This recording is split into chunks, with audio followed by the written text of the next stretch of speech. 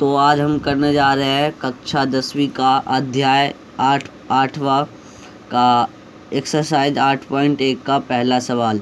आप सवाल पढ़िए। जैसे कि सवाल कह रहा है, त्रिभुज ABC में जिसका कोण B समकोण है, AB बराबर 24 सेंटीमीटर और BC बराबर 7 सेंटीमीटर है, निम्नलिखित का मान ज्ञात कीजिए। पहला दे रखा है साइन A और कोस A का मान ज्ञात करना है और दूसरा साइन C और कोस C का मान ज्ञात करना है। तो हम क्वेश्चन के अनुसार चित्र बना लेंगे। चित्र जैसे बोला है, त्रिभुज ABC जिसका कोण B समकोण है, मतलब 90 डिग्री का कोण है B। तो हम एक त्रिभुज बना लेंगे। आपको यहाँ पे दिख रहा होगा, मैं दिखा देता हूँ। ये जैसे है त्रिभुज ABC, कोण B समकोण है और ये AB बराबर 24 सेंटीमीटर और BC बराबर 7 सेंटीमीटर। तो हमको AC भुजा नहीं दे रखा, तो हम इसके लिए AC भुजा निकालने के लिए पाइथागोरस प्रमेय से AC भुजा निकालेंगे। तो आपको जैसे पता होगा, पाइथागोरस प्रमेय होता है कर्ण का वर्ग बराबर लंब का वर्ग प्लस में आधार का वर्ग। तो ये हमारा कर्ण निकल जाएगा। जैसे AC भुजा कर्ण है तो कर्ण निकल जाएगा। जैसे आप देख पा रहे होंगे, कर्ण का वर्ग बराबर आधार का वर्ग, कर्ण का वर्ग बराबर लंब का वर्ग प्लस में आधार का वर्ग। तो हम इसको अब करेंगे सोल्व। तो जैसे हमें कर्ण का वर्ग निकालना है, तो कर्ण का वर्ग नहीं दे रखा, तो ये हम निकालेंगे। तो इसके लिए हम लंब देखेंगे। लंब क्या होता है, जैसे AB भुजा ये लंब है और BC भुजा आधार है। तो लंब का वर्ग मतलब AB का वर्ग, तो AB कितना है 24, तो 24 का वर्ग प्लस में 7 का वर्ग, आधार है 7, तो 7 का वर्ग। आप देख रहे होंगे 24 का वर्ग प्लस में 7 का वर्ग। तो अब 24 का वर्ग जैसे होता है 576 होता है और 7 का वर्ग होता है 49। कितना होता है 49। तो अब 576 जमा 49 बराबर हो जाएगा 625। तो ये कर्ण का वर्ग कितना आ गया 625। तो यहाँ स्क्वायर है तो इस साइड जाएगा तो 625 रूट में आ जाएगा। ये कर्ण का वर्ग हटा दिया तो यहाँ रूट में 625 आ जाएगा। तो 625 का वर्गमूल क्या होता है, 625 का वर्गमूल होता है 25। तो हम यहाँ 25 लिख लेंगे। तो इसका मतलब हमारा कर्ण या AC भुजा कितना आ गया, कर्ण या फिर AC भुजा कितना आ गया, ये जो हमारा है ये आ गया हमारा 25। कितना आ गया ये 25 सेंटीमीटर। ठीक है दोस्तों, ये आ गया जैसे 25 सेंटीमीटर। तो देखिए अब हमारा आ गया तीनों भुजा। अब हमको पहला जैसे दे रखा है, पहला क्वेश्चन आप देखिए, इसका पहला पार्ट आपको मिल जाएगा साइन A और कोस A। क्या निकालना है, साइन A और कोस A, ये हमको फाइंड करना है। तो साइन A बराबर क्या होता है, साइन थीटा बराबर होता है लंब बटे कर्ण, यह आपको याद होना चाहिए। तो जैसे साइन A बराबर होता है लंब बटे कर्ण, तो इसे बोला है साइन A।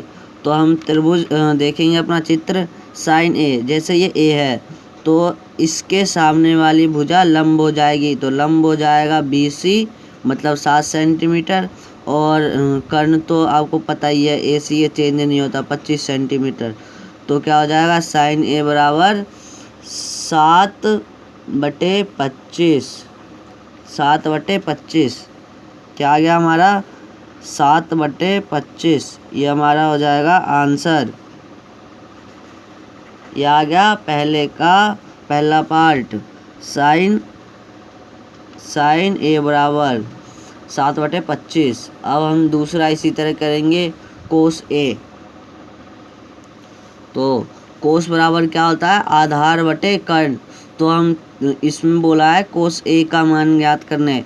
तो हम त्रिभुज देखेंगे अपना, आपको मैं दिखा दूँ। तो कोस A, तो कोस A ये रहा, इसमें बोला आधार बटे कर्ण। तो ए के साथ जो लाइन सटी हुई रहेगी वो आधार होता है और ये कर्ण होता है। तो आधार क्या है हमारा ए बी और कर्ण क्या है ए सी। तो ए बी क्या है 24 सेंटीमीटर और कर्ण है 25। तो आधार है 24/25। ये हमारा आ जाएगा आंसर। क्या आ गया 24/25। ठीक है दोस्तों, यह हमारा आ गया 24/25 आंसर। देखिए आपको दिख रहा होगा 24/25, ये आ गया हमारा आंसर। ठीक है, तो इसका आप इसका सेकंड पार्ट देखिए। क्या कह रहा है सेकंड पार्ट, साइन सी और कोस सी। तो साइन सी के साइन बराबर होता है लंब बटे कर्ण। तो साइन सी देखेंगे पहले। तो हम त्रिभुज अपना चित्र लेते हैं। चित्र में आप देखिए सी, साइन सी बोला है इसमें। तो सी ये रहा, तो जो बोला जाएगा जोन सा कोण उसके सामने वाला होता है लंब। तो सी के सामने ए बी भुजा, तो ये हो जाएगा लंब। और कर्ण क्या हो जाएगा, ये ए सी। तो हमारा लंब है ए बी बटे में ए बी है और कर्ण है ए सी। तो साइन सी बराबर हो जाएगा ए बी बटे ए सी। तो 24/25।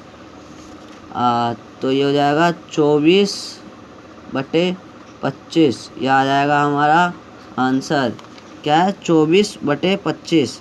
अब इसका दूसरा देख लीजिए कोस सी। तो कोस होता है आधार बटे कर्ण। तो कोस सी बोला है, तो चित्र में हम दोबारा देख लेंगे सी। तो इसके साथ जो भुजा है वो है BC है हमारा आधार। सी के साथ जो भुजा लगा हुआ है कर्ण एक ही रहता है AC। तो हमारा आ जाएगा कोस सी बराबर BC बटे में AC। तो हो जाएगा 7/25। ये आ जाएगा आंसर। तो ये हमारा पहला क्वेश्चन हो गया। अब हम दूसरा क्वेश्चन देखिए। सेकंड क्वेश्चन क्या कह रहा है, चित्र 8.13 में tan P minus cot R का मान परिकलित कीजिए। मतलब tan P और कोट R का मान ज्ञात करना है। तो चित्र देखेंगे तो आपको चित्र ऐसा मिल जाएगा बुक में। ये PQ भुजा हमको 12 सेंटीमीटर दे रखी है और PR भुजा 13 सेंटीमीटर। हमको सबसे पहले QR, हमको तीनों भुजा हमारे लिए आवश्यक होती है। तो हम सबसे पहले QR भुजा निकाल लेंगे। तो हम इसको पाइथागोरस प्रमेय से QR भुजा पहले निकाल लेते हैं। तो जैसे कि पाइथागोरस प्रमेय होता है कर्ण का वर्ग बराबर लंब का वर्ग प्लस में आधार का वर्ग। तो हमें यहाँ पे आधार का वर्ग निकालना है। तो कर्ण हमको दे रखा है 13 सेंटीमीटर। तो यहाँ 13 का वर्ग और लंब दे रखा 12 का वर्ग 12। तो 12 का वर्ग कर देंगे। आधार हमको ज्ञात करना है। तो आधार ऐसे ही रहेगा। फिर हम इसको इस साइड ले आएंगे, आधार को बराबर की इस साइड ले आएंगे। तो ये हो जाएगा आधार का वर्ग बराबर कर्ण का वर्ग माइनस इस साइड आ गया तो माइनस में हो जाएगा, माइनस में लंब का वर्ग। तो आधार हमको ज्ञात करना है। तो आधार ऐसे ही रहेगा, आधार का वर्ग बराबर कर्ण दे रखा है 13 का वर्ग माइनस में हो जाएगा ये 12 का वर्ग। लंब हमको 12 दे रखा है। तो आधार का वर्ग बराबर 13 का वर्ग कितना होता है, 13 का वर्ग होता है 169 और माइनस में 12 का वर्ग होता है 144। तो आधार का वर्ग बराबर हो जाएगा 169 घटा 144। तो हमारा आ जाएगा 25। और ये आधार अगर हम यहाँ से वर्ग हटाए तो यहाँ जाके रूट में आ जाएगा 25। तो आधार बराबर आ जाएगा 5। तो हमारा ये QR भुजा कितना निकल गया 5। ये हमारा आ गया 5 सेंटीमीटर। तो अब जैसे कि इसमें कह रहा है tan P और कोट R का मान ज्ञात करना है। आप ये देख लीजिए, आप इसको नोट भी कर सकते हैं। ठीक है, अब हम क्वेश्चन देखते हैं। क्वेश्चन कह रहा है tan p घटा कोट r का मान ज्ञात करना है। तो tan बराबर क्या होता है? tan बराबर होता है लंब बटे आधार। क्या होता है? लंब बटे आधार।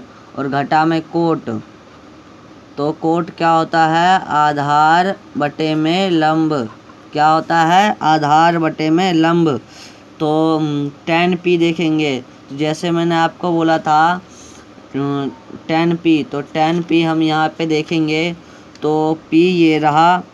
तो मैंने बोला था इसके सामने वाला लंब होता है, तो tan p होता है लंब बटे आधार। तो हो जाएगा QR हमारा लंब और आधार हो जाएगा PQ। तो हमारा कितना आ गया? लंब आ गया 5 सेंटीमीटर। कितना आ गया? लंब आ गया हमारा 5 सेंटीमीटर और बटे में कितना आ गया? 12 सेंटीमीटर। आधार है क्योंकि हमारा 12 सेंटीमीटर पी बुझा के चिपका हुआ है। अब देखेंगे कोट आर। तो कोट आर के लिए हम चित्र दोबारा देखते हैं। कोट आर ये रहा। आर के सामने वाला लंब होता है। तो कोट बराबर क्या होता है? आधार बटे लंब। तो लंब है हमारा PQ और आधार है QR।